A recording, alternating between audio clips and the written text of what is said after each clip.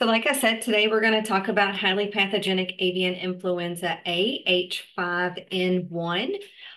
My name is Julia Frith. I am the Manager of Clinical Research, Development, and Support here at the Norton Infectious Disease Institute. Funding for this presentation was provided by the Kentucky Department for Public Health, and there are no financial disclosures or other relationships or products to report. So just to start, what is influenza? So there are 4 types of influenza viruses, influenza A, B, C, and D. Influenza C virus infections generally cause mild illness and are not thought to cause human epidemics. Influenza D virus primarily affects cattle with spillover to other animals, but are not known to infect people or to cause illness. However, influenza A and B virus are what typically cause seasonal epidemics in the winter in the United States. Influenza A virus is the only influenza virus known to cause flu pandemics. And a pandemic occurs when a new or different influenza A virus emerges that infects people, has the ability to spread efficiently among people, and against which people have little or no immunity. So when we look at influenza A virus individually, we know that it's divided into subtypes. This is on the basis of 2 proteins on the surface of the virus, the HA and NA. There are 18 known HA subtypes and 11 known NA subtypes. However, there are many combinations of HA and NA proteins possible. Currently, only A H5N1 and A H3N2 are circulating among humans. However, influenza A viruses have been detected and are known to circulate in 7 different animal species or groups, including humans, wild water birds, domestic poultry, swine, horses, dogs, and bats.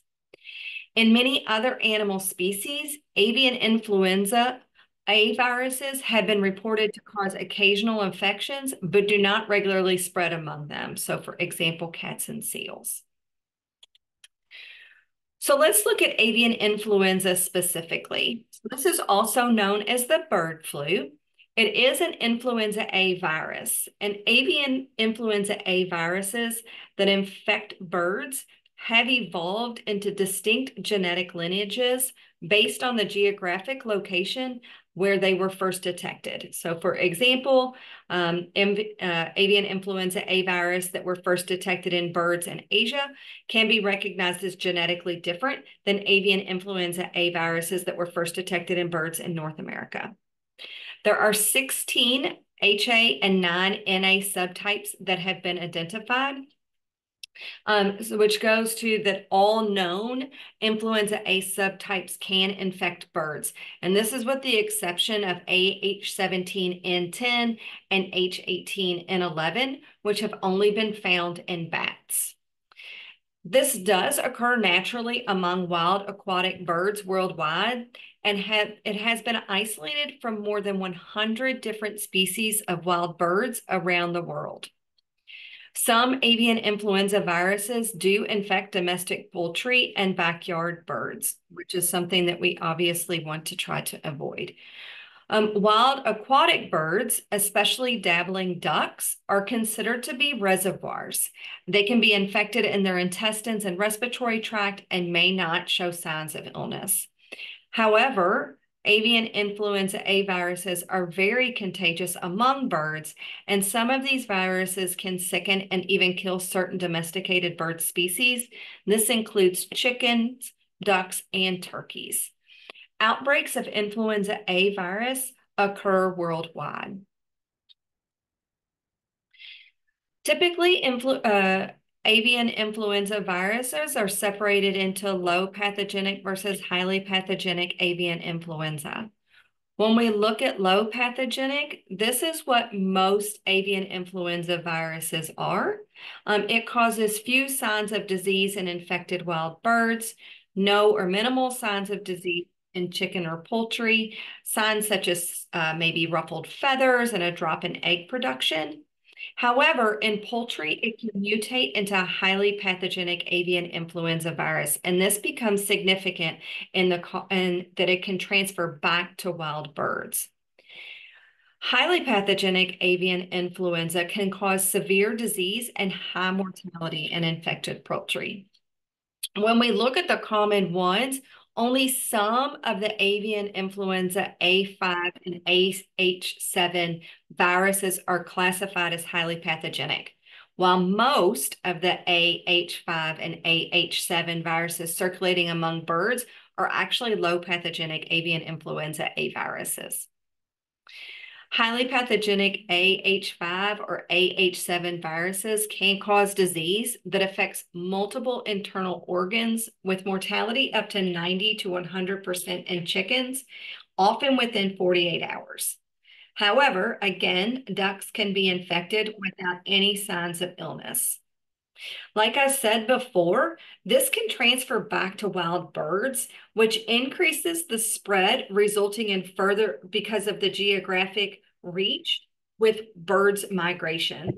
So it can start as low pathogenic, it can mutate within poultry, transfer back to wild birds, who then can spread the highly pathogenic strain through large geographical regions. And this can cause illness and death in wild birds. Both highly pathogenic and low pathogenic viruses can spread rapidly through poultry flocks. A key point of emphasis is that the highly pathogenic and low pathogenic avian influenza designations do not refer to or correlate with the severity of illness and cases of human infections with these viruses. Both low pathogenic avian influenza and high pathogenic avian influenza A viruses have caused mild to severe illness in infected humans. And there are genetic and antigenic differences between the influenza A virus subtypes that typically infect only birds and those that can infect birds and people.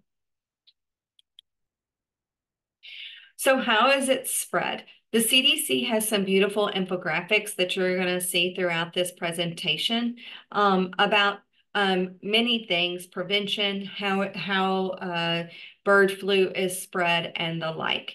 But generally speaking, avian influenza is spread similar to all other types of influenza viruses.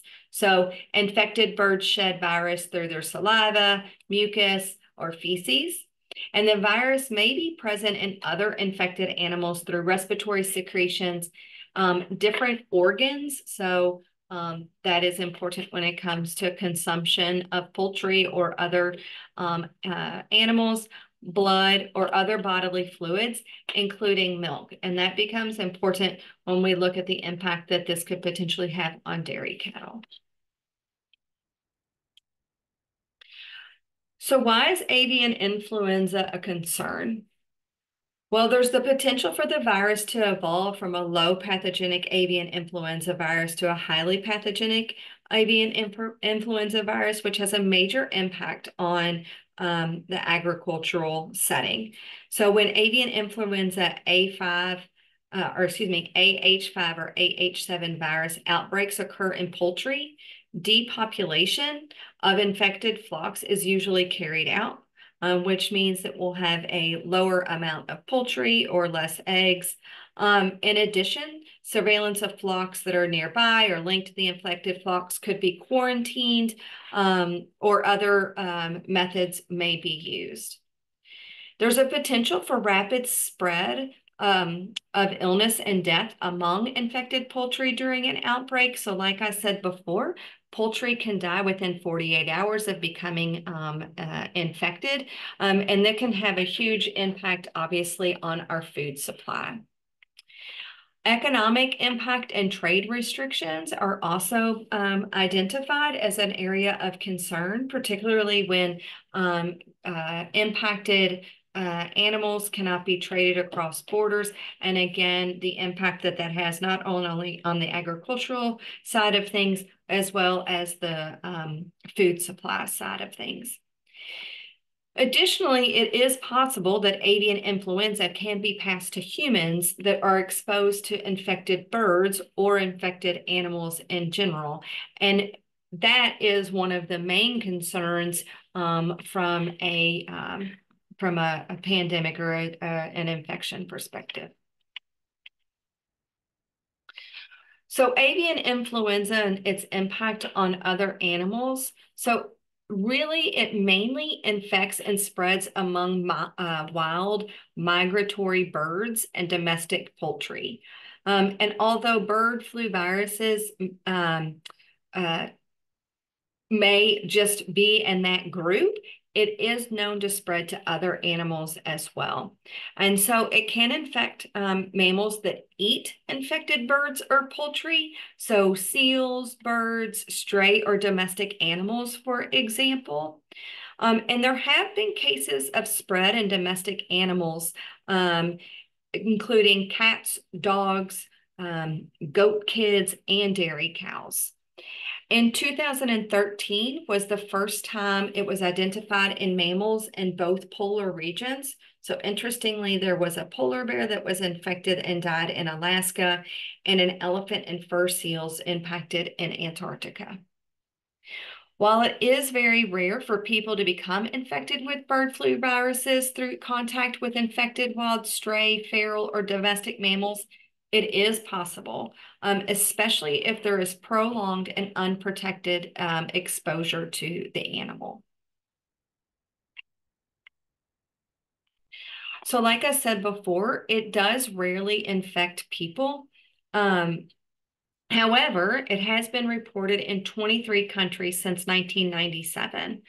According to the World Health Organization, from 2003 to May 22nd of 2024, 891 cases of human infections with avian influenza A H5N1, including 463 deaths, had been reported to the World Health Organization.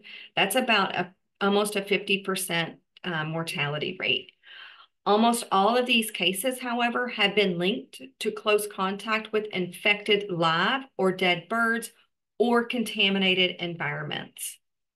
Human infections with highly pathogenic avian influenza A H5N6 viruses have been reported since 2016 from 2 countries, with death occurring in more than 40% of the cases, and human infections with highly pathogenic H5N8 viruses were reported from 1 country in 2021.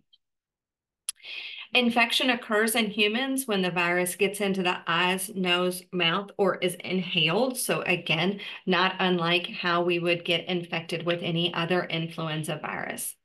There are 5 known subtypes to infect humans. This includes H5, H6, H7, and H10.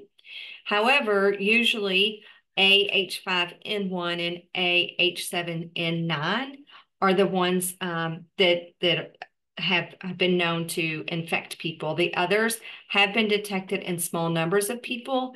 In the United States, no highly pathogenic avian influenza AH7 virus infections have been reported in people. However, there have been 4 laboratory confirmed cases of low pathogenic avian influenza AH7N2 virus infections in people.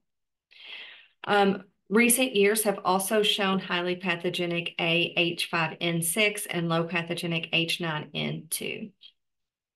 No known cases of lower respiratory infections in humans in the United States have occurred, at least current state. So what do we know about what's happening in the United States now?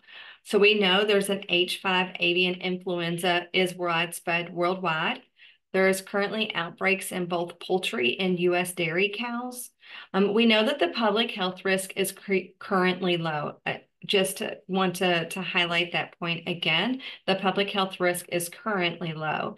The CDC is working with states to monitor individuals with exposure, particularly those individuals that work on dairy farms or have had contact with ill animals, for example, people that work in animal sanctuaries ill poultry or birds, individuals working at animal sanctuaries and the like.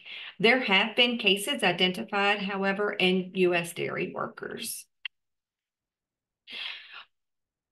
The CDC has a beautiful table, not unlike they do with many of the other viruses that they track. This is just a screenshot that shows the cumulative data on wild birds since January of 2022, poultry since February of 2022, humans since April of 2022, and dairy cattle since March 25th of 2024. So current state, there are 29 wild birds that have been known to be infected in Kentucky since 2022, but only 2 in 2024. There has been no poultry identified in 2024 in Kentucky and 0 dairy herds in Kentucky.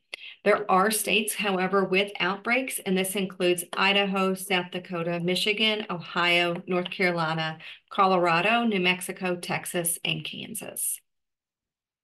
What we've heard a lot about in recent weeks is outbreak in dairy cows.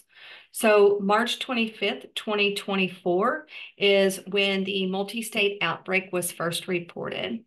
On April the 1st of 2024, one human infection with highly pathogenic avian influenza A H5N1 was identified in a person.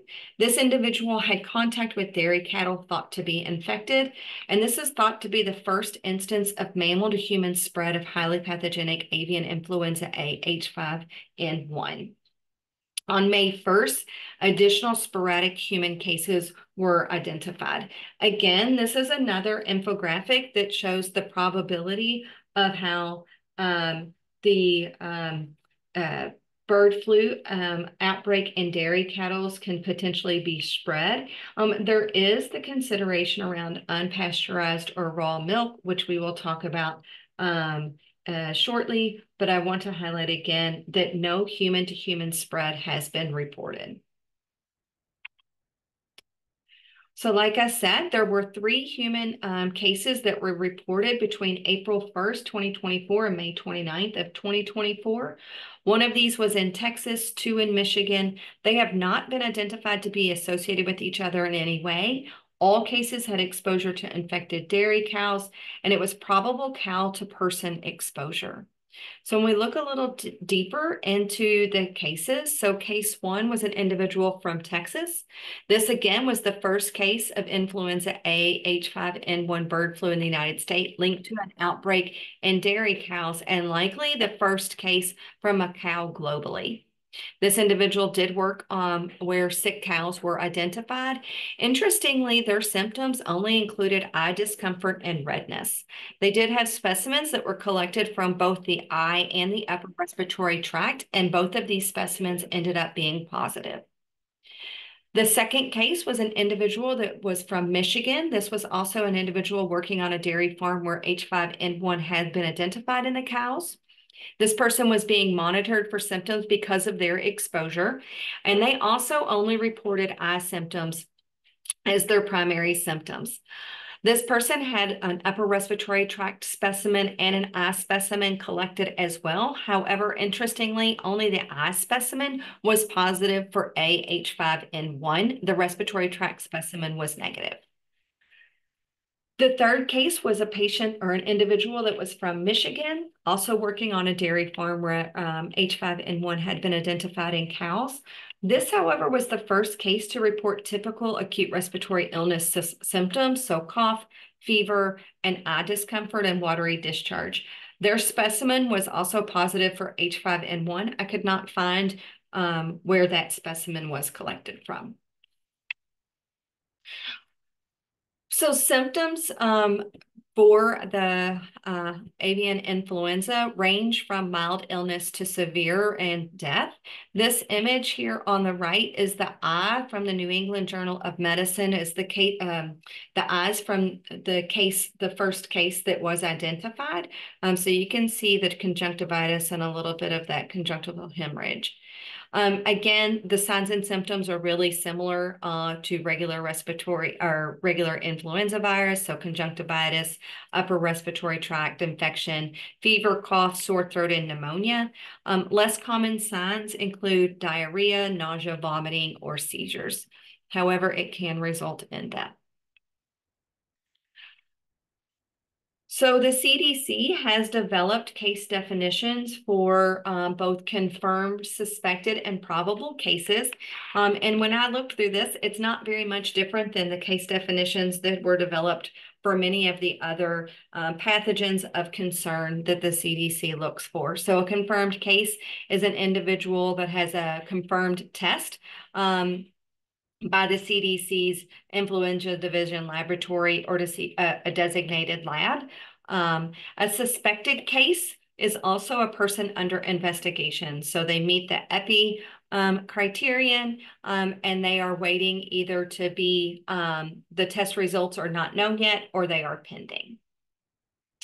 A probable case is a person that meets the criterion for avian influenza A virus infection, but the lab test results do not provide sufficient level of detail to confirm one way or the other. So what are recommendations for surveillance? So to consider the possibility of infection with a novel influenza A virus with the potential to cause severe disease in patients who present with influenza-like illness or acute respiratory infection, have had recent direct or close contact, particularly unprotected exposure in the 10 days prior to the onset to the following birds with known or suspected avian influenza. So domestic poultry, captive birds of prey that are sick, dead, or well-appearing falcons that have contact with wild aquatic birds or wild aquatic birds in general. The CDC has provided us a nice definition of what it means, what would go into unprotected exposure, which I won't read to you here, but I think is incredibly helpful. Standard contact and use of eye protection and airborne precautions are recommended for the management of patients with suspected or lab-confirmed novel influenza virus infection, and this includes when collecting the respiratory specimen. Recommendations for testing. So the state health department should be notified as soon as possible, and specimens should be sent to the state health department for immediate testing. If there is a suspected case or a patient under investigation, the health department should be notified immediately.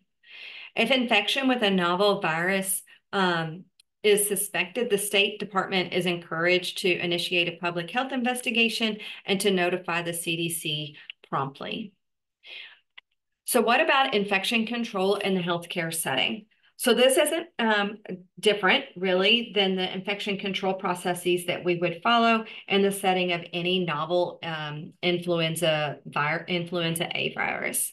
The CDC does provide a nice definition of what are healthcare settings, and it is any place where healthcare is delivered. So healthcare settings include acute care, long-term care, inpatient rehab, long-term care facilities such as nursing home or skilled nursing, physicians' offices, urgent care, outpatient clinics, home health, and vehicles where healthcare is provided.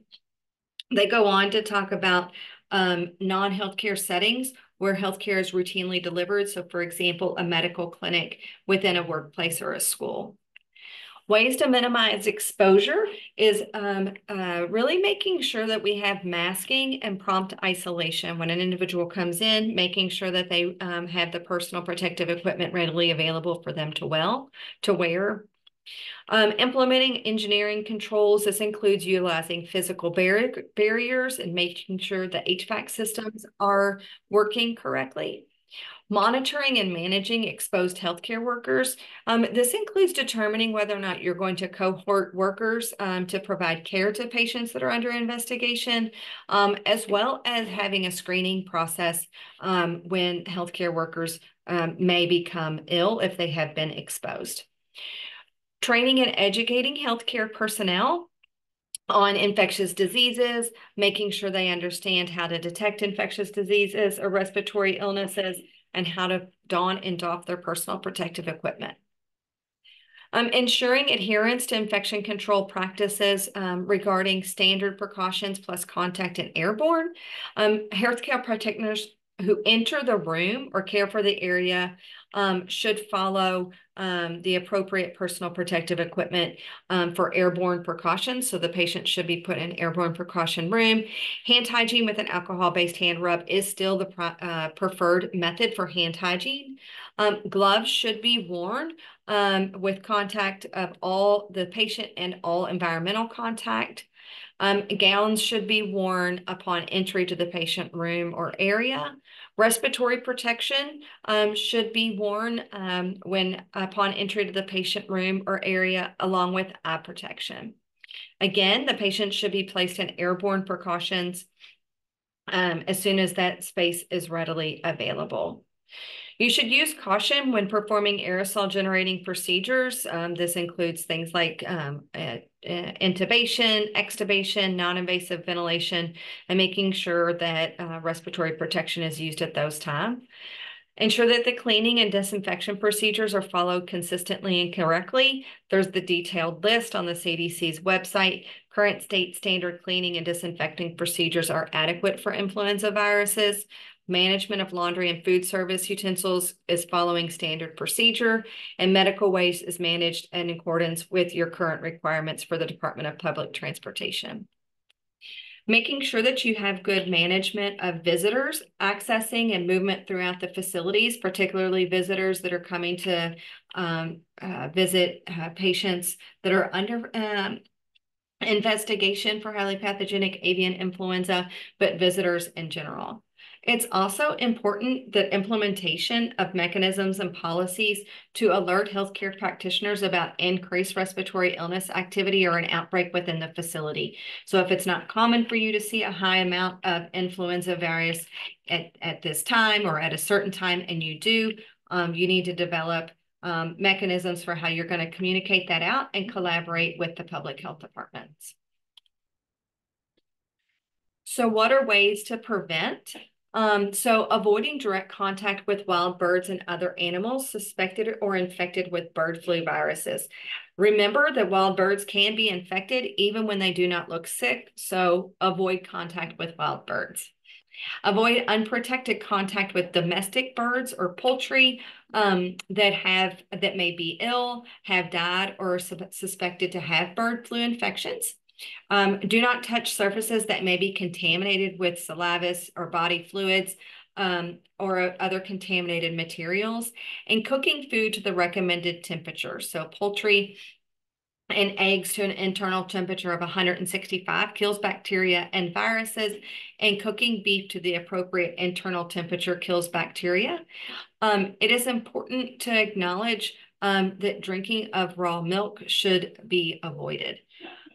While there is no evidence that in the United States that anyone in the United States has gotten bird flu after eating properly handled or cooked poultry products, uncooked poultry products could have been the source of small number of bird flu virus infections in people in Southeast Asia.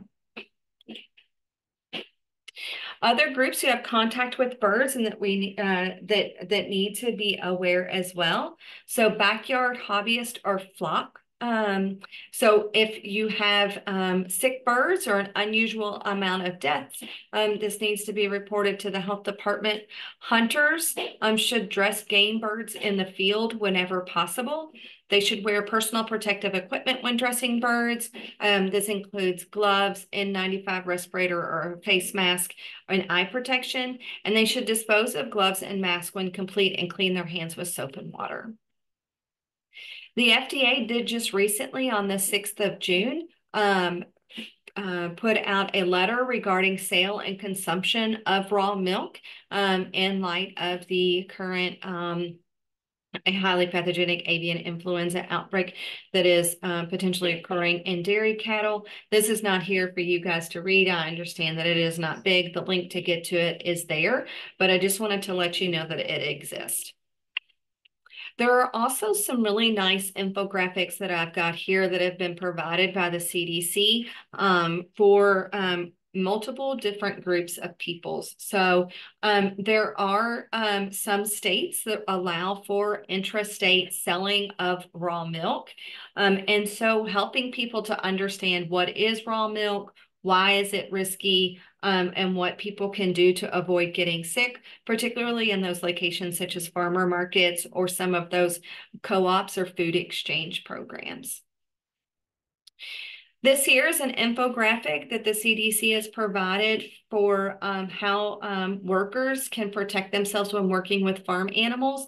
You'll notice that this is here in multiple different languages. And really it highlights the importance that farm workers wear a coverall that is fluid resistant, a waterproof apron as needed for the task, N95 respirator, eye protection, hair cover, gloves, and boots whenever having contact with sick or dead animals, animal feces, litter, raw milk, or other materials that might have the virus. This is a document for the peoples that may be hunting wild birds and just general population of what to do or what to know about bird flu. This is another infographic that has been provided. Again, it is available in multiple languages, and it's how infected birds or backyard poultry could spread to people. So really, what are the other questions? So currently, the CDC does have farmers that have been exposed or individuals that have been exposed to potentially ill or cattle or wild birds with highly pathogenic avian influenza to do a daily worker screening tool. This is the form that you see here. If someone comes into the acute care setting or the doctor's office, how do you screen? Do you screen or do you ask all individuals with respiratory illnesses if they've had contact with dairy cattle that have been ill or wild birds, or are they a backyard hobbyist and have chickens that have become sick? What about patient placement? This would be, this is a novel virus if it becomes something that does transfer from person to person. And so does the patient stay on a specific unit? Do they get transferred to a particular location? That is still yet to be determined in current state. Again, there have been no human-to-human cases, and the public health risk is currently very low. But these are all considerations that we need to think about, really with any novel influenza virus and being prepared from an outbreak perspective. The other question is how to test. So currently, people would do a respiratory specimen, and if it's untypable, that test specimen may be sent to the health department for further subtyping. But there's nothing about conjunctival testing, and that wouldn't be probably the normal standard that we would do in individuals who present with respiratory illness. But as you saw on the two of the three cases that were identified, their conjunctival swabs were positive. One key highlight is that it is important that if you suspect an individual to have highly pathogenic avian influenza, that you reach out to your health department to determine best next steps. Any questions?